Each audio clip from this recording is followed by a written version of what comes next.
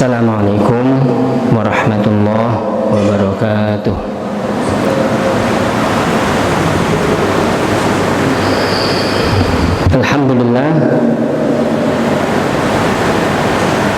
Alhamdulillahirabbil alamin alladzi ja'ala fis samai burujan wa qamaran munira.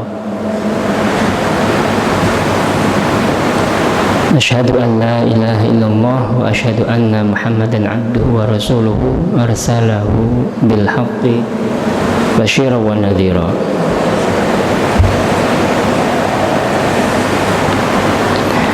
Allahumma salli ala nabiyyina Muhammadin wa ala alihi wa ashabihi tasliman katsira. Qala Allah Ta'ala fi kitabihil karim, a'udzu billahi minasy syaithanir rajim. Bismillahirrahmanirrahim. Ma yaf'alu Allahu bi'adabikum in syakartum wa amantum wa kana Allahu syakiran 'alima. Shadaqallahul 'azim. Amma ba'd. Hadirin hadirat yang saya muliakan karena Allah, mari kita mulai majelis kita pada siang hari bulan suci Ramadan ini dengan penuh rasa syukur. Kita masih diberi rezeki umur panjang, diberi rezeki bisa sholat duhur berjamaah dan bisa ngaji sejenak. Semoga Allah berkenan menerima segala amal kita. Mari kita mulai dengan bacaan Suratul Fatihah. A'udzu billahi minasyaitonir rajim. Bismillahirrahmanirrahim. Alhamdulillahirabbil alamin arrahmanir rahim. Iyyaka na'budu wa iyyaka nasta'in. Ihdinas siratal mustaqim. Siratal ladzina an'amta 'alaihim ghairil maghdubi 'alaihim waladdallin. Amin ya rabbal. Pertemuan terakhir kita kemarin membahas tentang rukun wudu. Rukun wudu sudah. Ini kita bahas satu mazhab, mazhab Syafi'i. Rukun wudu ada 6. Ya, agar kita belajar agamanya ini tertib, tidak loncat-loncat, maka kita ngaji fikih mazhab ini. Nah, ini rukun wudu sudah kemarin sampai yang terakhir tertib, ya. Semua menggambarkan bahwa wudunya Rasulullah SAW itu tertib. Tertib itu tidak loncat-loncat. Dari semula niat, kemudian membasuh muka, tangan, kepala, kaki, dan tertib. Nah, tertib itu enggak loncat-loncat. Padahal jumlah sahabat ini banyak, tempat mereka menyaksikan beliau melakukan juga banyak, dan perbedaan tentang bilangannya, apakah sekali, 2 kali, atau 3 kali juga banyak. Tetapi tidak ada yang menyatakan, walaupun terdapat perbedaan yang bersifat variatif, tata cara yang tidak tertib. Ada. Mazhab Hanafi itu tidak mensyaratkan wudhu itu tertib. Jadi tidak wajib tertib di mazhab Hanafi. Misalnya orang berwudhu habis muka langsung kaki, itu tidak batal di mazhab Hanafi. Tapi bagi mazhab Syafi'i batal. Kenapa? Karena tidak tertib. Nah, kalau jenengan nanti di Mekah ada orang wudhunya habis muka, wajah, terus kaki, terus kepala, itu jangan kaget. Itu bukan aliran sesat, tapi karena memang beda mazhab. Hanafi itu banyak dari orang Turki, India, Pakistan, itu banyak orang yang bermazhab Hanafi. Nah, perbuatan Nabi SAW adalah penjelasan tentang wudhu yang diperintahkan. Seandainya berwudhu dengan tidak tertib itu dibolehkan, tentu beliau meninggalkan sebagian keadaan untuk menjelaskan kebolehannya. Sebagaimana beliau meninggalkan pengulangan bilang wudhu di beberapa waktu. Jadi Rasulullah SAW itu tidak pernah wudhu tidak tertib, selalu tertib. Ya, kalau memang tidak tertib itu boleh, maka tentu beliau pernah wudhu dalam keadaan tidak tertib. Tetapi dalam mazhab Syafi'i, wudhunya Nabi tidak pernah tidak tertib, selalu tertib. Nah, kalau memang boleh tidak tertib, maka Rasulullah SAW pernah wudhu dengan jumlah bilangan yang berbeda-beda. Kadang membasuh 1 kali, kadang 2 kali, kadang 3 kali. Berarti menunjukkan itu tidak wajib, tapi sunnah. Nah, ini tentang rukun wudhu. Kenapa kok baru hari ini bahas rukun wudhu, Ustadz? Ya karena orang Islam belajarnya nggak tertib. Orang Islam itu belajarnya nggak tertib. Kecuali yang pernah belajar di pesantren, belajarnya tertib dari dasar sampai yang agak rumit. Nah, tapi seiring dengan waktu, alhamdulillah banyaknya majelis-majelis ta'lim di berbagai tempat yang harus disyukuri, di kantor, di kampung, itu sebuah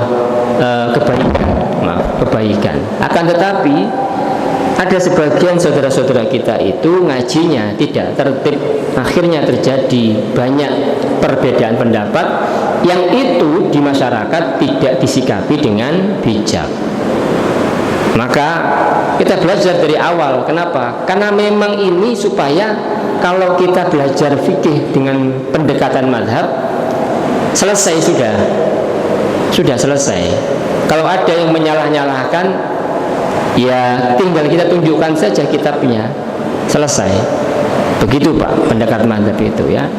Jadi jangan sampai terjadi ada orang mengatakan rukun wudhu cuma 2. Ini tidak ada. 4 madhab tidak ada. Ya, tidak ada. Sekarang kita masuk ke sunnah wudhu. Wa sunnanuhu asyratu asya. Sunnahnya wudhu ada 10. Membaca bismillah, basmalah. Kita baca terjemahannya supaya cepat. Sunnah wudhu ada 10. Mengucapkan basmalah. Ini sunnah. Sunnah dikerjakan berpahala, tidak dikerjakan tidak apa-apa. 2. Membasuh kedua telapak tangan sebelum memasukkannya ke dalam wadah air. Baik. Bedanya apa rukun sama sunnah? Kalau rukun tidak dikerjakan batal, harus diulang dari awal. Kalau sunnah tidak dikerjakan tidak apa-apa, dikerjakan mendapat pahala. Bedanya juga dari mana? Sumber dalilnya. Kalau rukun itu sumber dalilnya dalil qat'i, dalilnya nas, jelas. Sementara kalau sunnah wudhu ini dalilnya itu dari dalil-dalil yang itu bukan dari dalil-dalil yang qat'i. Artinya apa? Bisa terjadi beda pendapat. Maka kalau kita melihat rukun wudhu itu sumbernya dari surat Al-Maidah ayat 6. Kalau ayat Al-Maidah ayat 6 itu berarti nas. Nas itu berarti dalil yang sudah soreh, kuat sekali. Nah, kalau sunnah wudhu dalilnya bukan dari Quran tapi dari hadis Nabi, yang bisa jadi kekuatan dalilnya itu dzonni itu asumtif, enggak mutlak benar. Nah, mazhab Syafi'i mengumpulkan hadis-hadis tentang bagaimana wudhu yang benar, sunnahnya terkumpullah 10 ini bapak-bapak. Nanti kita bahas bawahnya. Mengucapkan basmalah, bismillah itu hukumnya sunnah. Tapi di mazhab Hambali menjadi rukun. Kalau jenengan bermadzhab Hambali, maka wudhu itu wajib baca basmalah, bismillahirrahmanirrahim. Itu wajib, rukun di mazhab Hambali. Tapi bagi mazhab Syafi'i tidak rukun, itu sunnah. Yang benar yang mana Ustaz? Benar dua-duanya. Yang salah siapa? Yang salah yang gak wudhu. Sudah selesai. Jadi bismillah itu sunnah di mazhab Syafi'i. Okay. Kenapa nggak bahas mazhab lain Ustaz? Nggak usah dulu, nanti sampai mumet. Satu mazhab dulu saja. sak madzhab aja belum diamalkan, apalagi 4, nanti malah mumet. Terus ujung-ujungnya kita campur, dioplos, malah tambah gak karu-karuan. Sudah satu madzhab saja. Kenapa Syafi'i yang diambil? Karena mayoritas di sini Syafi'i. Kalau mayoritas orang Surabaya ini Hanafi, kita belajar madzhab Hanafi. Begitu. 2. Membasuh kedua telapak tangan. Ya, ini sunnah. Maaf, membaca Bismillah itu sunnah. Mengucapnya dengan lisan. Boleh nggak dibaca doa di dalam kamar mandi? Boleh, tapi di hati. Nggak boleh dijaharkan. Nah, nggak boleh dikeraskan. Kalau kita di kamar mandi mau wudhu, ya wudhu di kamar mandi itu kalau ada, maaf, klosetnya, ada kakusnya, itu hukumnya makruh. Jadi kalau bisa wudhu di tempat yang tidak ada kakusnya. Loh, nggak ada Ustaz, di rumah saya itu kamar mandi ada kakusnya. Ya tidak apa-apa ya sudah. Makruh itu tidak haram, cuman lebih baik dihindari. Jadi kalau lebih afdol sholat wudhunya kita di tempat wudhu, tempat kamar mandi yang maaf buat pipis saja tidak apa-apa. Makruh itu yang ada tempat buang air besarnya itu loh, itu makruh. Nah, basmalah ucapkan secara sunnah, secara jahar tidak boleh, secara sir dalam hati boleh, di batin tidak apa-apa. 2. Sunnah berikutnya membasuh kedua telapak tangan sebelum memasukkannya ke dalam wadah air. Ini bapak-bapak, ibu-ibu, kedua telapak tangan ini sunnah dimasukkan ke dalam, dibasuh dulu. Jadi kalau kita pakai panci atau pakai bag, itu sunnahnya ini dibasuh dulu, sunnahnya. Tapi kalau bangun pagi itu bukan sunnah, wajib. Bangun pagi tangan kita ini mau wudhu itu jangan langsung dimasukkan ke panci atau bak kamar mandi, kecuali bak kamar mandi jenengan 2 kulah. 2 kulah itu 60 lebar, panjang dan dalam 60 cm. Itu full, air full. Ya tidak apa-apa. Kenapa? Karena memenuhi air banyak 2 kulah. Tapi kalau cuman lebar sama panjang bak cuman 30 cm, nah itu jangan dimasukkan. Kenapa? Karena kita tidak tahu tadi malam tangan ini nginep di mana. Ya, bisa jadi sempat nginep di, maaf, kemaluan, terus ada najis, kita masukkan ke bak, baknya kecampur mutan najis. Maka kalau khusus bangun pagi wajib mencuci tangan, membasuh dulu. Nah, kalau tidak selain pagi, zuhur, asar, maghrib, silakan membasuh kedua telapak tangan sebelum memasukkan ke dalam wadah air. Ya, itu sunnah yang kedua. Yang ketiga, berkumur-kumur. Berkumur-kumur ini sunnah. Saat puasa bagaimana? Jadi kalau puasa memasukkan sesuatu ke mulut itu ada 4 hukum. Mubah. Kalau memasukkan sesuatu ke mulut, misalnya jari ke mulut, sekarang kita puasa. Ini madzhab Syafi'i ya. Ini kalau kita masukkan begini, maaf, tidak apa-apa, mubah. Tidak apa-apa. Ada hajat misalnya mengambil, maaf, sisa makanan yang nyelempit, tidak apa-apa, mubah. Atau lagi mencicip makanan, ibu-ibu misalnya sore nanti masak mencicip makanan, tidak apa-apa, dicicip itu mubah. Kalau nggak dicicipin nanti rasanya nggak karu-karuan, diseneni bojo nanti kan. Maka mencicip makan mubah. Yang penting jangan ditelan. Nyicip sampean terus ya batal. Ya, nyicip tidak apa-apa. Makruh, misalnya jenengan memasukkan permen ini dimasukkan, permen yang dibuka bungkusnya, dimasukkan ke mulut. Makruh kalau tujuannya main-main. Enggak batal, enggak. Kalau air bekas permen itu jenengan enggak tetap di mulut. Tetap di mulut, enggak ditelan batal. Tapi main-main begini hukumnya makruh. Makruh hukumnya, Pak. Kenapa? Siang-siang kok ngemut permen kan begitu, aneh-aneh ya kan begitu.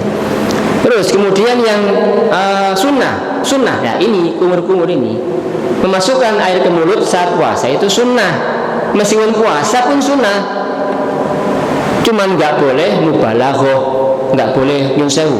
Misalnya ada orang wudhu di luar puasa, dia mendongakkan kepala kemudian dia gerakkan ini kerongkongannya, itu kalau di luar puasa tidak apa-apa, bagus. Kalau puasa jangan, kenapa? Khawatir air tertelan. Maka kalau ketika berkumur saat puasa tidak apa-apa, sunnah, tetap sunnah, yang penting jangan ditelan. Nah kalau bersiwak, kemarin siwak itu boleh, batasannya saat matahari zawal, masuk waktu duhur, habis duhur makruh, begitu. Kenapa kok makruh? Karena bersiwak itu tujuannya menghilangkan bau, padahal Allah mencintai bau mulut orang yang berpuasa. Nah kalau kita bau mulut kita bersihkan dengan siwak, justru menghilangkan bau yang justru dicintai oleh Allah, makanya makruh. Habis duhur, sebelum duhur boleh jenengan pakai siwak, sikat gigi boleh, ya. Kumur-kumur. Keempat, istinsyaq, menghirup air ke dalam hidung, dihirup. Nah, memasukkan air ke hidung juga termasuk batal. Batalnya kapan? Ketika air ini masuk ke pangkal hidung. Jenengan pernah nggak masukkan air ke hidung terus kaken kejauhan, akhirnya di sini pedes. Nah itu batal. Jadi kalau kita menghirup air dengan hidung, cukup dihirup sedikit, jangan banyak-banyak. Kalau banyak-banyak masuk nanti batal, ya. Itu namanya istinsyaq, ya. Kemudian istinthar, mengeluarkannya kembali, ya. Ini namanya hukumnya apa? Sunnah. Kelima, mengusap semua bagian wajah. Semua bagian wajah diusap. Semua bagian wajah ini semua apa? Semua di bagian wajah. Jadi kalau yang rukun itu semua harus kena. Kalau yang bagian wajah itu sampai yang rinci-rinci kena semua, bahkan dilebihkan sedikit, ya. Itu namanya bagian wajah. Itu kena semua air itu. Sunnahnya wajah kena semua. Bagian yang rinci-rinci. Kalau yang rukun itu yang harus kena semua, misalnya batas atas ini pertemuan rambut sama kulit, batas atas. Bagian bawah, batas bawah ini yang di bawah dagu, ya. Kemudian batas samping ini telinga. Ini telinga ini kanan, ujung yang kecil ini batas samping. Kemudian yang keenam, sunnah yang keenam, mengusap kedua telinga, meliputi bagian dalam dan luar dengan air yang baru. Nah, kalau jenengan lihat ada orang berwudu mengusap kepala langsung nyambung ke telinga, berarti itu mazhabnya bukan Syafi'i, itu mazhabnya Hambali. Mazhab Hambali itu kepala sama telinga satu paket. Tapi Syafi'i mboten, kepala-kepala, telinga-telinga. Airnya juga harus air yang berbeda. Makanya Syafi'i kalau habis kepala sudah, nanti ambil untuk telinga, ambil air baru. Nah, begitu. Mengusap kedua telinga meliputi bagian dalam dan luar. Nanti kita praktekkan, ya. Nanti kita lihat di dalilnya bagian bawahnya ini. Ya. Ini sunnahnya. Jadi kalau kita praktekkan nanti nyun sewu, ini jari telunjuk di bagian dalam telinga, jempol di bagian luar. Jadi begini, ini dalam, ini luar. Nah, ini namanya menggunakan dua jari. Ini bagian dalam, ini bagian luar. Telunjuk, kemudian jempol bagian luar. Nah, ini namanya mengusap kedua telinga. Sunnah. Jenengan tidak mengusap ini tidak batal. Jenengan tidak memasukkan air ke mulut tidak batal. Jenengan tidak masukkan air ke hidung tidak batal. Ya, jenengan tidak baca bismillah tidak batal. Ini sunnah semua. 7, menyala jenggot. Ini yang punya jenggot, yang nggak punya nggak usah. Nah, caranya bagaimana? Ambil air dengan tangan ini, masukkan ini, Pak. Nah, gini ya, di sela-sela. Nah, begini. Kenapa? Karena untuk supaya air masuk, menyela jenggot yang tebal. Nah, itu sunnah. Ya, kalau nggak disela bagaimana? Ya, tidak apa-apa. Ini sunnah. Sunnah. Lebih baik kerjakan supaya dapat kesempurnaan sunnah. Kemudian menyela jemari kedua tangan. Ini namanya di sela-sela. Begini, Pak. Ini namanya menyela-nyela. Jari juga sama. Jari kaki itu yang rawan. Jari kaki itu bagian nyelempit-nyelempit yang di bawah jari kelingking. Itu kadang tidak tersentuh air. Maka kalau bisa diratakan, ya. Tumit juga sering tidak kena air. Makanya Nabi bersabda, "Fawailun lil aqabi minan nar." Maka neraka wail bagi tumit yang tidak terkena air wudu. Ya. Sunnah yang ketujuh, jenggot ini. Kedelapan, mendahulukan anggota yang kanan dari yang kiri. Nah, ini Pak, kanan dulu sunnahnya, baru kiri. Kalau kiri dulu boleh? Boleh. Cuma nggak dapat pahala sunnah. Kanan dulu, tangan kanan baru tangan kiri. Kemudian kaki kanan baru kaki kiri. Sunnah. 9, mencuci dan membersihkan setiap anggota wudhu masing-masing 3 kali. Sunnah ini 3 kali. Ya, at-taslih 3 kali. Berarti kalau rukunnya cuma 1 kali. 1 kali. 10, mualah. Mualah itu dilakukan beruntun dan tanpa diselingi perbuatan lain. Jadi misalnya begini, Pak. Habis muka itu ke tangan.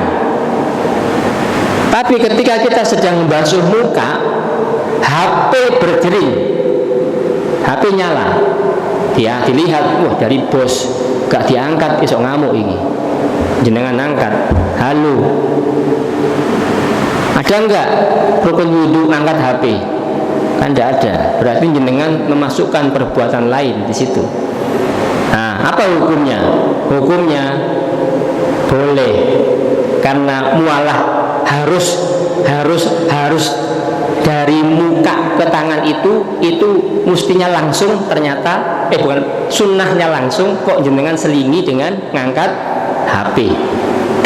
Itu namanya mualah, ya. Ini mualah ini mazhab Syafi'i itu sunnah. Di mazhab lain itu rukun. Mazhab Maliki itu mualah itu rukun. Kalau enggak langsung atau jeda waktunya itu lama, maka harus diulang dari awal. Contoh begini, jenengan wudhu di situ, wudhu sampai muka, air habis Pak, golek banyu terpaksa pindah ke sini. Kalau pakai mazhab Syafi'i, sah nggak wudhunya? Sah. Kenapa? Karena langsung dari situ air habis, kan harus terpotong dengan jalan kaki ke tempat sini. Nah, itu namanya nggak mualah berarti. Tapi tetap tidak batal karena mualah hanya sunnah. Tapi mazhab Maliki di situ air habis, baru basuh muka, terus air habis, pindah ke sini. Di sini harus ulang lagi dari awal. Kenapa? Karena rukun wudhu sampean dari situ ke sini terhalang oleh jalan kaki, terjeda oleh jalan kaki. Nah, itu namanya mualah, ya. Ya, ini 10 sunnahnya. Ini semua kalau jenengan tidak kerjakan tidak apa-apa, tidak batal, sunnah saja, lebih baik dikerjakan. Nah, kalau rukun sama sunnah digabung, ini namanya wudhu sempurna. Nah, rukun sama sunnah digabung menjadi wudhu sempurnanya. Namanya as-isbaghul wudhu, menyempurnakan wudhu. Nah, monggo dikerjakan, rukun dikerjakan, sunnah dikerjakan, ya. Penjelasan sunnah mengucap basmalah. Al-Imam An-Nasai meriwayatkan dengan sanad jayyid dari Anas bin Malik radhiyallahu anhu. Langsung kita baca, beberapa orang sahabat Nabi SAW mencari air wudhu, tetapi mereka tidak mendapatkannya. Rasulullah SAW bersabda, apakah salah seorang di antara kalian memiliki air?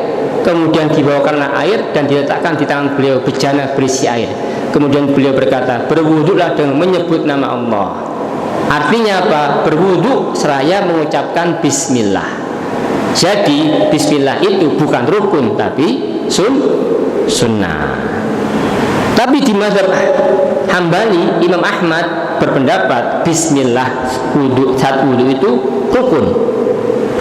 Nah, ini beda, guru sama murid beda. Imam Syafi'i murid gurunya Imam Ahmad. Saya pun melihat air mengalir di antara jari-jari beliau sehingga 70 orang bisa berwudhu. Jadi Nabi itu memegang air, menyiramkan air dari tangan beliau, 70 orang bisa wudhu, padahal bejana pancinya kecil. Berarti ini mukjizat. Nabi itu sering begitu. Ya, sahabat Abu Ayyub Al-Ansari ketika perang Khandaq, saat Nabi menggali parit, Abu Ayyub ini Al-Ansari ini radhiyallahu anhu masak khusus buat Rasulullah, masak khusus. Maka Abu Ayyub ketika Nabi sedang menggali parit di kota Madinah, Abu Ayyub mengundang, ya Rasulullah, ikut saya ke rumah saya. Ada apa? Makan. Tapi jangan ngajak-ngajak yang lain, karena cuma buat jenengan tok. Kalau jenengan ngajak nggak cukup. Nah, Nabi kemudian mengajak, ayo ikut saya semua. Diajak. Abu Ayyub bingung, waduh, gak cukup ini. Gak cukup ini. Ternyata kemudian Nabi datang ke rumah Abu Ayyub, mana bejanamu, mana dandangmu, mana pancimu, mana. Nabi yang kemudian bagi ke seluruh sahabat Nabi. Waktu itu ada ratusan itu, Pak. Ratusan orang makan semua dan makanannya masih utuh. Nah, itu namanya mukjizat. Mukjizat, ya. Barokah. Sesuatu yang barokah. Sedikit jadi banyak. Itu namanya barokah. Ya. Ya. Terus dua, dalil sunahkannya membasuh kedua telapak tangan. Ini dalilnya. Sebelum masukkan dalam wadah air, berkumur-kumur, istinsyak. Dalilnya Bukhari Muslim dari Abdullah bin Zaid radhiyallahu anhu, bahwa dia ditanya tentang wudhu Nabi SAW, kemudian dia minta air seember dan memperlihatkan kepada mereka wudhu Nabi. Abdullah bin Zaid mempraktekkan. Dia menuangkan air ke tangannya ke ember, kemudian membasuhnya 3 kali. Kemudian dia masukkan tangannya ke dalam ember, setelah itu berkumur-kumur, istinsar, mengeluarkan air dari hidung sebanyak 3 kali. Kemudian dia memasukkan tangannya ke dalam ember, lalu membasuh wajahnya 3 kali, dan membasuh kedua tangannya 2 kali sampai siku. Kemudian dia memasukkan tangannya ke dalam ember, mengusap kepalanya. Dia mengusap ke depan dan ke belakang sekali. Kemudian dia membasuh kedua kakinya sampai kedua mata kaki. Ini Abdullah bin Zaid radhiyallahu anhu mempraktekkan cara wudhunya Rasulullah. Nah, di mazhab Syafi'i memasukkan, kita kalau wudhu memasukkan air tangan ke dalam bak. Baknya itu kecil. Kalau dipakai berwudhu, kemudian kita habis wudhu, air yang kita pakai ini lepas dari badan kita, jatuh lagi ke bak ini, airnya jadi mustakmal, air bekas pakai. Bagaimana hukumnya? Suci. Tapi menurut mazhab Syafi'i tidak bisa dipakai bersuci. Kenapa? Karena air ini jumlahnya nggak sampai 2 kulah. Terus gimana Ustaz caranya supaya bisa berwudu dengan air kecil? 1 timba atau 1 gayung. Boleh nggak? Bisa. Dengan cara apa? Ketika kita ngambil air dari timba atau gayung, niatkan tangan kita itu, niatkan istighraf. Apa istighraf? Niat menciduk air. Kalau tidak ada niat menciduk, maka air yang jatuh lagi ke dalam bak ini jadi mustakmal. Di mazhab Syafi'i, bak yang isinya sedikit, gayung yang sedikit, Kalau kejatuhan air yang bekas kita pakai berwudu, ini mustakmal, ini sucinya suci, tapi nggak bisa dipakai bersuci. Begitu bedanya, okay?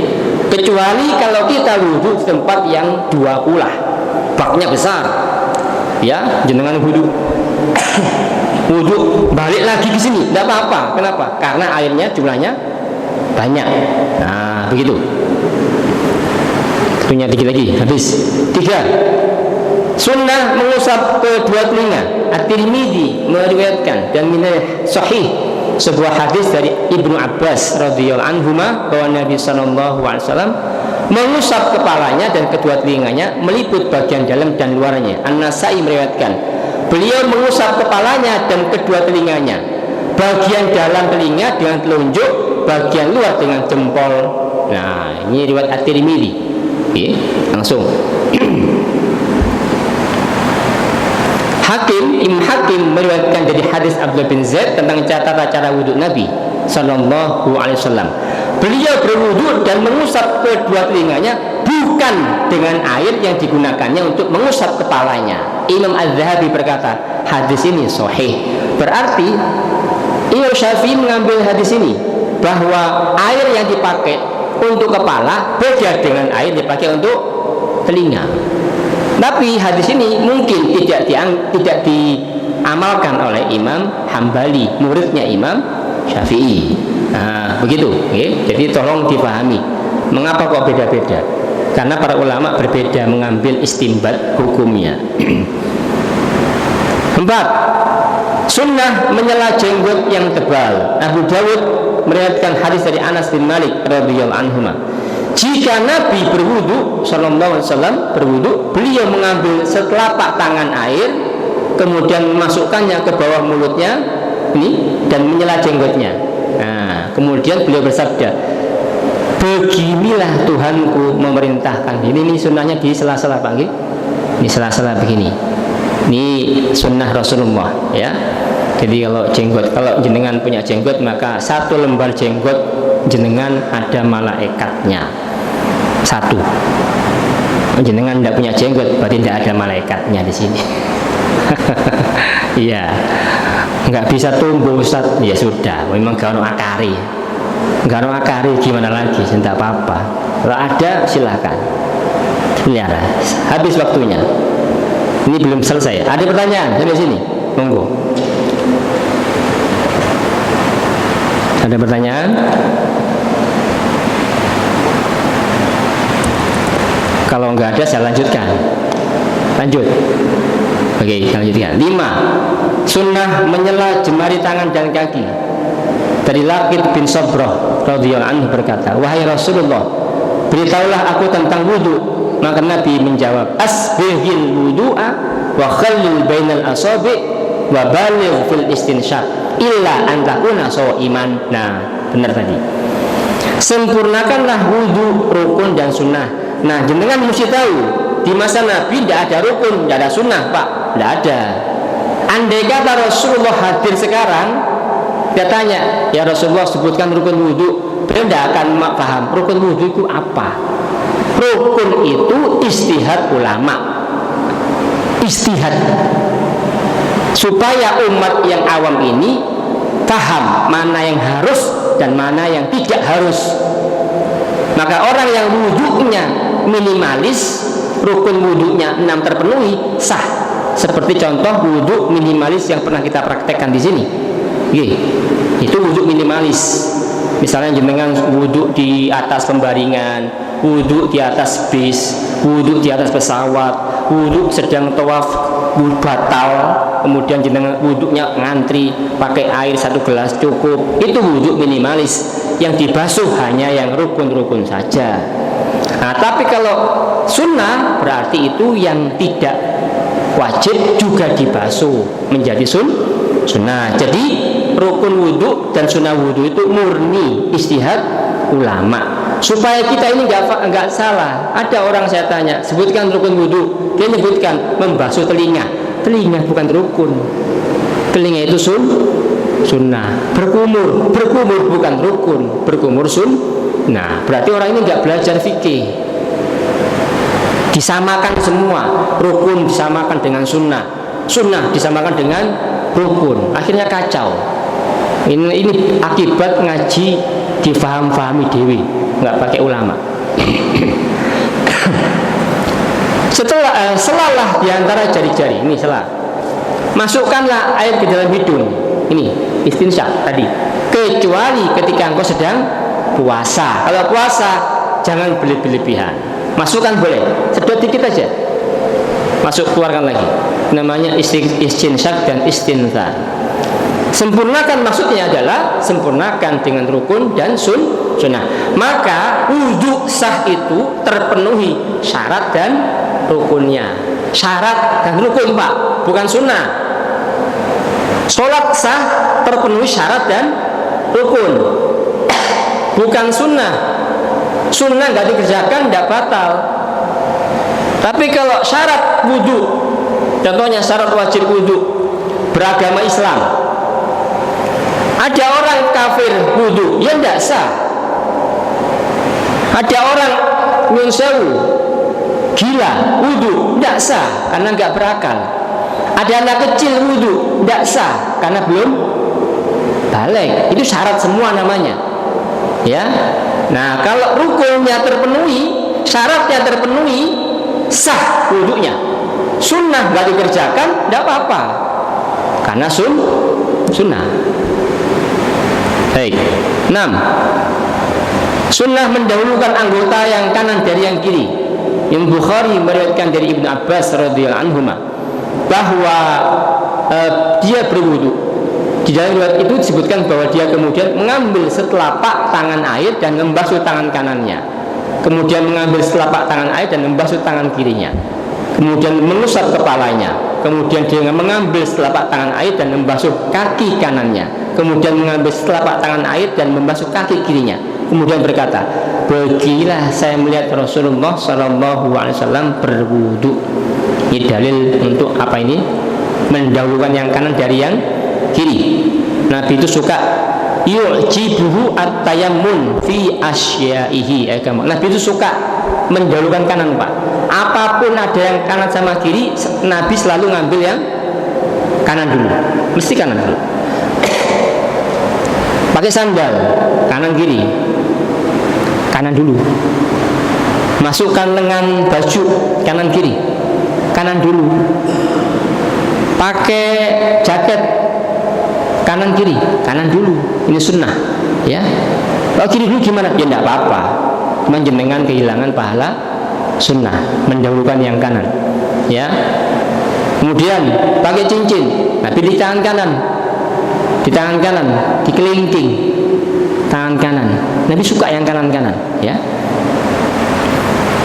Cuman jangan difahami kemudian orang takbir yang diputar-putar itu, Pak, ya.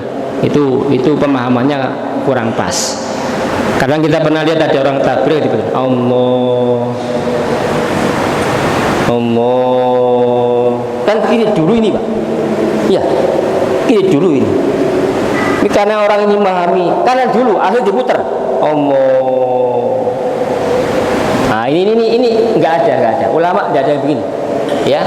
Jadi kalau begini tetap Allahu Akbar, nggak usah diputar-putar, nggak usah. Karena nggak berlaku dalil tadi itu untuk yang ini, nggak berlaku.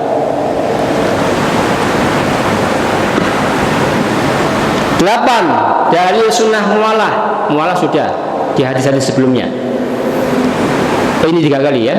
Nah, ini sunnah mencuci, membersihkan anggota tubuh 3 kali. Utsman bin Affan radhiyallahu anhu berkata, "Maukah kalian jika saya tunjukkan wudhu Rasulullah SAW?" Kemudian dia berwudhu 3 kali. Nah, kalau kita jenengan pernah ngaji kitab Bulughul Maram, okay? Kitab fikih, kitab hadis, isinya dalil tentang ibadah yang ditulis oleh Imam Ibnu Hajar Al-Asqalani. Itu kalau jenengan lihat berwudu dengan cara ngaji kitab Bulughul Maram, jenengan pasti bingung. Kenapa? Karena di Bulughul Maram itu semua disebutkan. Bab wudu Nabi membasuh 1 kali. Di hadis lain Nabi membasuh 3 kali. Bagi orang awam bingung, ini siji ta telu iki. Nah, makanya kalau ngaji kitab itu bagi kita sebagai orang awam mudah ikuti kitab fikih, selesai. Ini ilmu matengan, ilmu ready to use, siap pakai. Kalau jenengan ngaji hadis belum. Bulughul Maram itu sebenarnya harus dijelaskan dengan ilmu fikih. Jangan langsung pakai matannya, kitabnya. Kenapa? Karena Imam Ibnu Hajar sekedar mengumpulkan dalil-dalilnya, belum menjadi sebuah mata rantai ilmu yang sudah siap pakai. 9. Semua dalil yang terdapat dalam kitab Sunan tentang sunnah wudhu secara lahir menunjukkan wajib. Tetapi dalil ketidakwajibannya terdapat dalam ayat wudhu. Ya, jadi Pak, ayat wudhu di Al-Maidah ayat 6 itu menunjukkan bahwa itu rukun wudhu. Nah, dalil-dalil yang kita baca tadi ini menunjukkan sunnah, bukan wajib. Nah, kemudian setelah wudhu sunnahkan membaca doa ini. Ini baca doa ini sunnah wudhu, berdoa setelah wudhu. Asyhadu an la ilaha illallah wahdahu la syarikalah wa asyhadu anna Muhammadan abduhu wa rasuluh. Allahumma ja'alni minat tawabin wa ja'alni minal mutatahhirin. Subhanakallahumma bihamdika asyhadu an la ilaha illa anta astaghfiruka wa atubu ilaik. Ini doa setelah wudhu. Ya. Habis, selesai. Rukun dan sunnah wudhu. Nah, saya harap kita semua sudah bisa tahu mana yang rukun dan mana yang sunnah. Monggo dikerjakan, dan ini sudah dibahas oleh para ulama. Kita tinggal mengamalkan, ya. Dan ini kita sudah punya dasar hukumnya. Kalau misalkan kita ditanya wudhunya gimana, saya ikut Syafi'i, sudah. Saya ikut mazhab Syafi'i. Berapa rukunnya? Rukunnya 6, sunnahnya ada 10. Sudah. Kalau kita menjawab demikian, sudah kokoh. Kenapa? Imam Syafi'i mengambil ilmu dari Imam Malik. Imam Malik mengambil ilmu dari Imam Nafi. Imam Nafi mengambil ilmu dari Abdullah bin Umar. Abdullah bin Umar mengambil ilmu dari Nabi Muhammad SAW. Maka ilmu ini sanadnya nyambung sampai Rasulullah SAW. Ini sudah. Ini petanya begitu Pak. Kalau kita beragama, saya ikut mazhab A, Syafi'i, sudah aman, kokoh, sudah terjamin, quality guaranteed, QC. Okay? Nah, baik, ada pertanyaan? Saya silakan. Masih ada waktu sedikit. Ini nggak tanya saking jelasnya atau gimana ini? Nggak ada yang tanya. Sudah, saya tutup kalau gitu. Nggak ada. Alhamdulillah kalau sudah jelas semua, tinggal mengamalkan. Jadi ini sudah rukunnya selesai, sunnahnya selesai.